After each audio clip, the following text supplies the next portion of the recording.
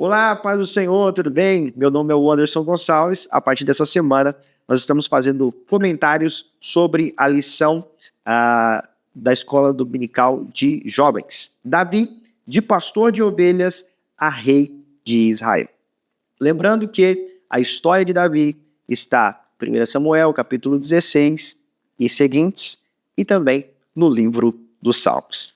Hoje é a lição de número 1, Davi, escolhido e ungido rei pelo Senhor. O texto principal diz: sonda-me, ó Deus, e conhece o meu coração. Prova-me e conhece os meus pensamentos. Bem, inicialmente, essa lição ela traz um panorama histórico. E aqui eu proponho a você que pergunte para o seu aluno sobre o que ele tem de informações sobre Davi. Se você observar, pergunte também a ele qual o nível da relevância de Davi na Bíblia Sagrada e também na história do seu povo. O tópico primeiro fala sobre tempos difíceis e revela o ambiente de Belém e também onde o povo judeu vivia, né? E aqui fala sobre a questão do território, que era um lugar frutífero, um lugar produtivo. Entretanto, a Bíblia diz e fala sobre diversas guerras que o povo enfrentava, por duas razões. A primeira era o ambiente que eles viviam e segundo, o comportamento do povo. Porque toda vez que o povo pecava, vinha sobre ele um castigo de Deus. E vindo o castigo, o povo clamava a Deus. Fora este período aqui do texto, nós também temos o período dos juízes, que foi onde Deus levantou diversos juízes. Que era assim, o povo estava próspero, deixava Deus. Deus castigava, eles clamavam e Deus mandava juízes. É interessante ver que o último juiz foi Samuel, e foi também profeta, o qual ungiu a Saul. Saul, o primeiro rei de Israel. Entretanto, nós sabemos que Saul preferiu não obedecer a Deus. Saul, aos poucos, deixou de escolher e ouvir a voz de Deus. Isto é uma crise na vida daqueles que foram chamados por Deus, que é deixar de ouvir e obedecer. Porque o segredo de estar bem e de viver o propósito de Deus está em ouvir e obedecer à voz de Deus. Nós olhamos e percebemos na lição dizendo: sem Deus, o sofrimento é inevitável. O povo de Israel sofreu e Saul também sofreu. Tudo pode não estar dentro da vontade de Deus. É por causa da desobediência de Saul que Deus escolhe para si um novo rei. A Bíblia diz: Deus falou com Samuel: até quando terás dó de Saul, tendo eu o rejeitado? Bem, quando nós olhamos, nós vemos que Davi atendia dois requisitos. O primeiro, o propósito divino de preservar o povo escolhido. O segundo, a linhagem real do Messias. Ou seja, Jesus, ele faz parte da descendência também de Davi.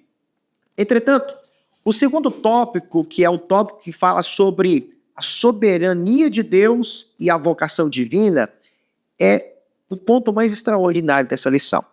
Aqui trata sobre o Deus que chama, e ele é soberano na sua escolha. Ele não consulta o homem para essa chamada, ele simplesmente escolhe. Nós veremos no terceiro ponto que, naturalmente, as escolhas de Deus nem sempre são as que nós escolheríamos, mas nós percebemos que o nosso Deus ele é soberano em sua escolha. Entretanto, ao mesmo tempo que fala sobre a soberania de Deus, também fala sobre o livre-arbítrio. Ou seja, nós podemos aceitar as escolhas de Deus para a nossa vida e vivemos as suas promessas. Entretanto, nós podemos também dizer não. E se dissermos não, não viveremos o propósito de Deus sobre a nossa vida. O segundo tópico e o segundo ponto diz o que é vocação divina. É Deus que nos escolhe, nos chama e nos direciona para que possamos viver os seus propósitos. Tanto no tempo de Davi, Deus chamou e direcionou a Davi. como nesse tempo também, Deus nos chama e Deus nos direciona. Agora, existe um grande desafio, que é o desafio da comparação. Às vezes, nós não seremos usados por Deus como Abraão, Moisés, Davi e Jeremias.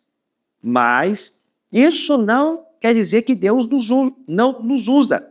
Uma coisa é certa: Deus tem uma vocação para cada um de nós.